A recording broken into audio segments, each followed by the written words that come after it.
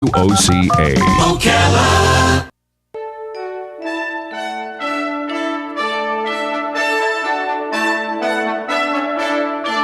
All right, 23 minutes before 11 o'clock. Thank you for tuning in. Beautiful Friday. Hope you're doing well. It's the Friday before Christmas. There are so many things about this time of year that can be called traditions. The songs, the food, the stories, the TV shows, the movies. Everything comes back every year. If it's a Christmas tradition, it comes back, and they just seem to last forever. And if you've ever thought about how that happens, I don't know. It's a mystery how it happens that something becomes a tradition and becomes part of our lives. The next guest we have is part of a tradition in America that began as a tradition in the family that we're going to speak about. Carol Aebersold is on the phone. She is one of three ladies. She's the mom, and Shonda Bell and Krista Pitts are the two daughters. I hope I have that right. Mm-hmm. And back in 2005, they started something called the Creativity Classic Activities and Books. And if that doesn't ring a bell, I bet you the Elf on the Shelf does. Yeah. The Elf on the Shelf is a phenomenal hit. It's everywhere. Robin and I are late in this one. I'm probably later than you. You probably found out about this before me, right? Oh, that's a yes. I can read Robin's giggle. No, not too much further. All right, but the point is, I'm never on top of anything culturally hot until it's already there. I'm always the last one to know. But anyway, the Elf on the Shelf, a Christmas tradition by Creativity Classic Activities and Books, has just claimed the #1 spot on USA Today's bestseller list for the first time. It's an unusual moment in a publishing world that rewards new and celebrity titles with the coveted top spots on the bestseller list. But this little book, plus the Elf itself, keeps defying the odds, and they sent us some, so that's kind of cool. And it's an honor to be able to speak to a lady with one of the hottest properties in America. I think she and the Duck Dynasty guys are walking hand in hand right now, right? Although she might not want to be connected with them right now. Carol V. Aebersold. Good morning, Carol. Good morning, and I love the Duck Dynasty guys. Oh, good. Walk sort of hand in hand, so that's a good thing. Well, where are you? Where are you calling from? Well, I'm calling from Atlanta right now, but I'm waiting to come home in Palm Coast. Oh, you live here? Well, I just am moving there, so got a house, and there we're going. Oh, all right. Well, good. You'll be neighbors. We'll be neighbors with the Elf on the Shelf lady. That's cool. First of all, correct if I mispronounced your name. Did I do your name okay? Aebersold, yeah. Okay, excellent. And now, correct anything I said wrong about the story. How did this all get started? Well, when I was a child, I had an elf, and when I got married, he came with me because your elf is your lifelong friend. And I continued the tradition with my children, and as they grew up, they all loved it. I remember them talking to the elf and jumping out of bed to find it and all those sort of things that we talk about in the book. And as they got grown, they told me how much they loved it, and I was having a terrible case of emptiness syndrome when they all left. And so I was explaining to Shanda, the co-author, how I was feeling, and she literally looked up at the shelf in my kitchen, and there was our little elf, and she said, "Mom, we should write a book and share our elf tradition with the world." And I said, "Oh, Shanda, I don't think anybody would want to." Okay. Oh, wow. That's great. Okay, so you questioned it, but she thought it. Now, did you, at that point, did you take it and make a story out of it?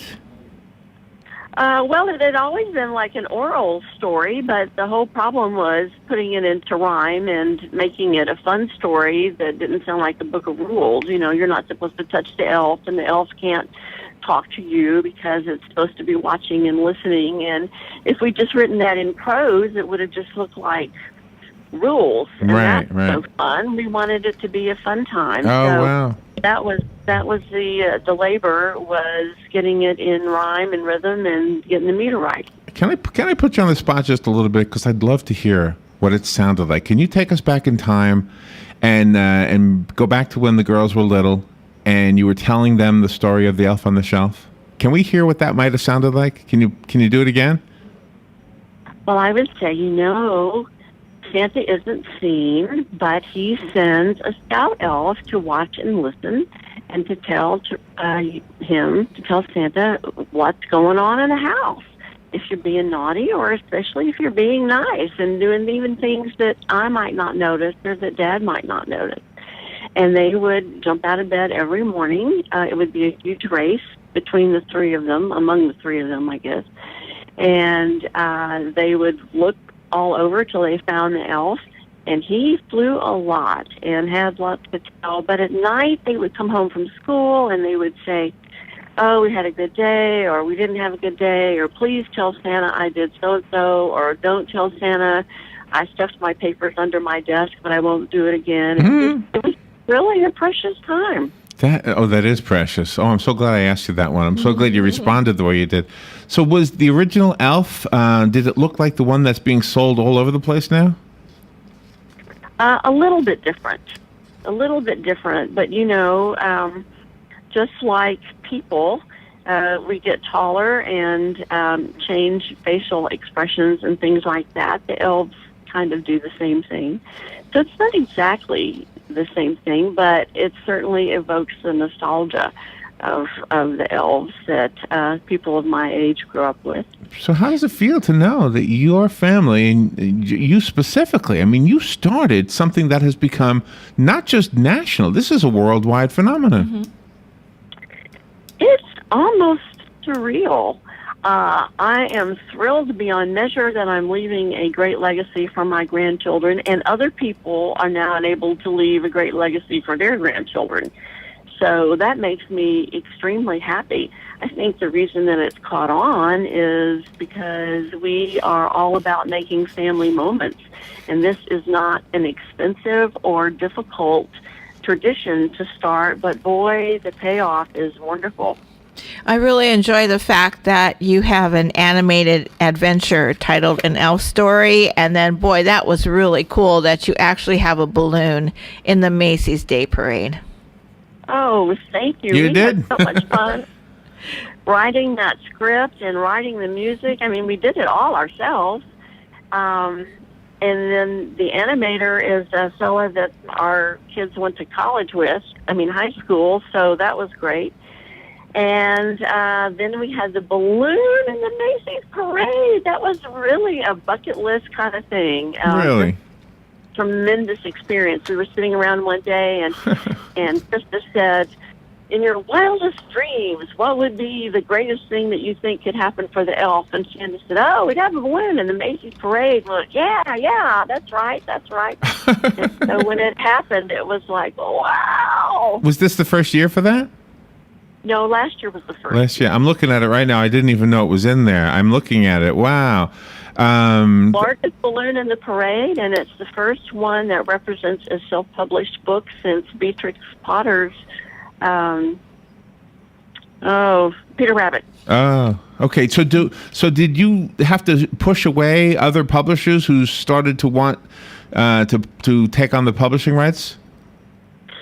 Well, I think they regret the fact that they turned us all down. We tried desperately to get other publishing companies when we first started, and they all said, no, people don't know who these Southern women are. No, right. What do you do with it? And we just got rejection letter after rejection letter. We were told that people don't like rhyming books.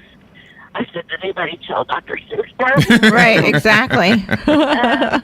And we were told that it was destined for the damaged goods bin, and they didn't like the fact that you couldn't touch the elf because they didn't think that was, I said, since when has self-control been a bad trait? Oh, wow. I love that. Yeah, so we just, went ahead and sallied forth and did it ourselves. One of the important things, well, it's all fun, and there's some stuff in the publicity material that we were sent in order to do this interview that I wanted to ask you about. One of them looks pretty cool. It's called Charity Water. What is that? Charity Water is an organization that drills clean drinking water wells for people in really underserved, desperate situations.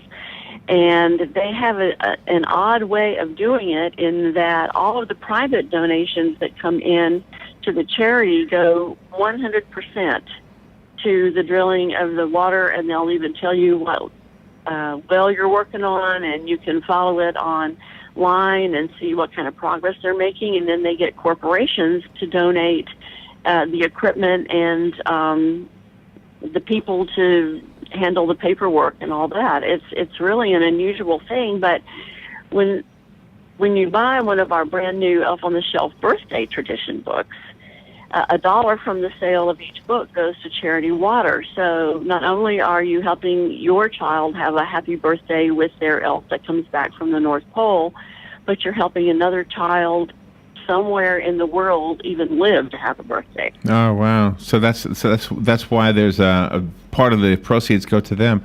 It says here Krista was a former host on QVC. Yes.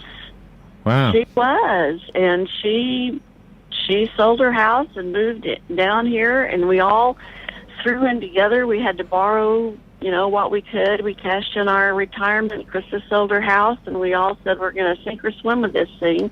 And fortunately, we were able to swim. Wow. So 8 years ago was the beginning. Is that right? Yes, we wrote it in 2004 and published. We had a book launch where we invited everyone we'd ever known in our lives, practically September 25th of 2005. So it's only been since then that it's been out. Wow. Wow. So if I were to have an interview with you back then, first of all, you would be saying, why is a radio station calling me to interview me? Like now you probably get everybody and their brother wanting to talk to you. But what would you have said to me back then, that you've got this idea and you hope it works?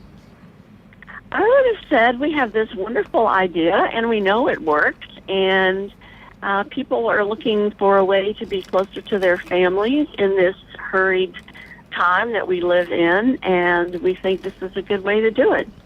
Is the Scout Elf just a boy, or can you get a girl? You can get a girl. They also, just like people, there are lighter-skinned and darker-skinned elves. They all wear the original work outfit that the Scout Elves have, but the girls have a little bit of blush and lipstick and earrings. Aww. So do the children... And you can buy from the Claus Couture collection a skirt for your elf, or now we offer a jersey for your fella that says Team Elf on it, or there's some winter paraphernalia for when those really, really cold times come. And now we also have a baking kit where there's a little apron and hat for your elf and an apron and hat for you, and a cookie cutter with a recipe. So you can have great fun. My goodness, you've been blessed unbelievably. So when the elf comes, does it have no name, and the children then name the elf? I'm not so sure I understand the registration of the name. That's right, because that's how it gets its Christmas magic. Is at the North Pole, it hops into the box and sort of goes into hibernation until a family adopts it and names it. And then the naming is what gives it its Christmas magic. So that's why you need to register your elf's name and adopt it into your family. And that's the same elf that gets to come back for your birthday, but only for 24 hours. It's not a month-long thing. It's just for 24 hours. Puts on a very festive cupcake outfit and decorates a chair in honor of the birthday person. So what is the responsibility of the parents for when you have this elf in your house during the Christmas season and during the birthday? The responsibility of the parent is to make it as much fun and memorable for the child as possible, and possibly to check and see if their elf remembered to fly every night. Oh, isn't that cool? So is there anything when you have something so popular that it's sort of got out of control? Is there anything that anybody is doing that bothers you? And the reason I'm asking that is, and I don't know specifically, but I feel like somebody either told me or I saw this online, that there are people who have Elf on the Shelf videos where the elf is responsible for doing like naughty things, like putting underwear on the Christmas tree or something like that. Mm-hmm. Right. Some of it bothers me, but I say on the back of the box in an open letter to everyone to make this tradition your own. So Santa is a gentleman. He knows what kind of Scout elf you need. If you have a quiet, very unassuming family that's not into pranks or anything, then he will send you an elf that fits into that culture. However, if you have one that is raucous and always pulling pranks on each other, then he'll send that type of elf. But I have had children say, well, the elf was, made a mess in the pantry or something like that, and I will say, do I need to have Santa have a little talk with your elf? Really? I need to. Yeah. It was an exciting day when that box arrived. Larry was in the production room producing some commercials, and he got the box and he started opening it, and the owners of the station were here, and they saw what was in the box, and they just grabbed the books, and they were just so excited. And there were some friends here also, and then all of a sudden we were hearing all of these stories about their elf on the shelf or their friend's elf on the shelf, and it was just such an exciting afternoon when the elf arrived. I know. It's really fun, and that's why I go out and travel around for 3 months out of the year, because I get to hear the stories. And some of them are very heartwarming, and some are gut-wrenching, and some of them are just hilarious. Oh, wow. And So it's just a wonderful thing. So right now it's huge. Is this the hugest it's been? That's probably not even a word, but is this the biggest it's been, or have you seen it grow in leaps and bounds? Like if I went to you 3 years ago, how big was it? Oh, 3 years ago, we may have sold 2 million. And when this year started, we were up to 6 million. Wow. For a self-published book, that's pretty amazing. And I don't know what the final numbers for this year are. Yes, it has grown by leaps and bounds. It grew from 3 of us sitting around one desk in a corner of my husband's office with one computer and one telephone and probably a baby in an arm somewhere. Yeah. And it has grown to where we have 60 full-time employees, all working in the southern part of the North Pole for Santa. And then we have part-time seasonal employees. So last night we had a Christmas party. We had well over 100 people. Wow. You have an awesome responsibility with the Elf on the Shelf.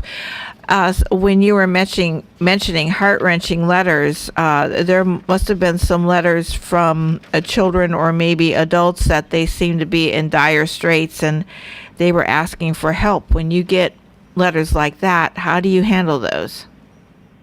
Well, I try to point out that there's a difference between a wish and a prayer. And some things Santa just doesn't have any control over.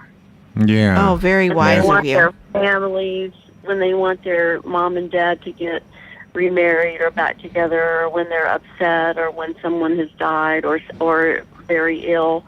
We got one little letter that said, "Dear Santa, I don't want anything for Christmas if you'll just make my brother well."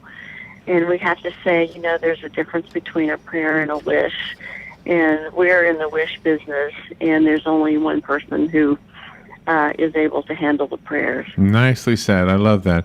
I love you. I love what you seem to represent, and I'm totally new to this whole phenomenon. I'll be honest with you, and maybe it's because I'm almost 60 years old. Maybe I just didn't quite get it. I'm always late with everything, by the way. I didn't get it. My son is grown up and does not have children of his own yet. Maybe if he did, then I would get this a little bit. But I definitely love what you're saying, Carol. Well, you guys have a great Christmas. Now, we found it at, I'm not trying to plug one store over another, but we saw it at Barnes & Noble. Yeah. Is the book everywhere? Is it in Walmart and all the other places? How do we get it? No, it is in Barnes & Noble. It's in Books A Million. It's in Target, Bed Bath & Beyond, Pottery Barn Kids. Those are the ones that immediately come to mind. There are several boutique-type places that carry it. Macy's carries it, as well as a regional department store called Von Maur, and I think Nordstrom's carries it. Wow. Any feature-length movies in the future? Well, we have been talking about that. We've also been approached about another TV special. We've been approached about a musical play, which my background is in music, so I'm kind of like, ooh, that would be fun. Yeah. And guess who I think should be Mr. Santa, actually? I do have the white hair to go with it, so. Oh, wow. What did you name your elf when you were growing up? My elf's name is Bisbee. I don't know where I got it, but he gets a shout out in the book. Oh, how wonderful is that? Kind of name your elf. Okay. Yeah, so he's still here, your elf. All right. Well, this was such a hit. This was such a hit. We actually have this here, but for the listeners who are excited, we're going to give it away. We're not, because the excitement here in the office was so huge. I'm just going to leave it here and let somebody from our staff have it. I don't know who wants it, but it's here, and we'll have to go buy our own. Yes. As we always do, Carol. Well, you guys have a great Christmas. Thank you for making ours a lot of fun, and I think your family tradition has become a world tradition. Maybe even giving us another reason to hold on to Christmas at all. I mean, I love some of the... I think so. We've heard a lot of people say that children, it's helped them believe.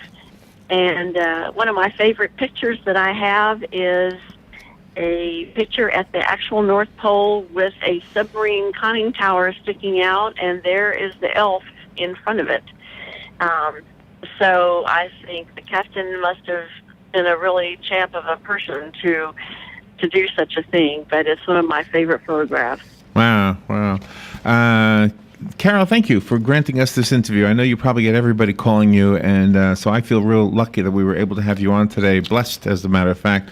The Elf on the Shelf. I guess everybody already knows we get this. It's everywhere, and now they've got the birthday suit that gives money to the water Charity water. charity water. Thank you. And that's very generous of you. $1 per birthday book. They are really going to benefit from that. It's a wonderful charity, and, birthdays are for giving. Santa loves the birthdays and all their traditions. So when a child gets the birthday book, then that helps ensure another child somewhere in an underserved country even lives to have a next birthday. Right. Yeah, definitely. No question. You're doing some good things, Carol. Thank you so much again for being on the air with us today, and have a great Christmas. Oh, thank you. You as well. It's my pleasure. All right. Fun and good interview. We'll be right back. Today in Florida Ag News from the Southeast Ag Net, with softer commodity prices, farmers are paying even more attention to their inputs, and an important part of that is nutrient management, which is why Reggie Underwood with SFP says they offer products that help increase a grower's return on their fertilizer investment. If our income per acre is coming down because of commodity price, we've got to think about more effectively growing more crops and more efficiently using our fertilizer programs, and that's where the use of a nitrogen manager and a phosphate enhancer like Nutrisphere and Avail come into play. As Underwood says, Avail and Nutrisphere both aid in making a grower's nutrient program efficient and effective. With our Nutrisphere to be a nitrogen manager, it's a unique product in that it protects against all three losses of nitrogen, from volatilization, denitrification, leaching. That certainly impacts us here in the Southeast. Also, with the soil types in the Southeast that we have, it's important to get that phosphorus into that crop. Avail makes it more available in all the crops we have here in the Southeast. Underwood notes that the products work with all crops and soil types. The other thing that's beneficial is we have some growers that use a liquid program. We have some growers that prefer to do a dry program. The nice thing about our products is they fit on both. So we have products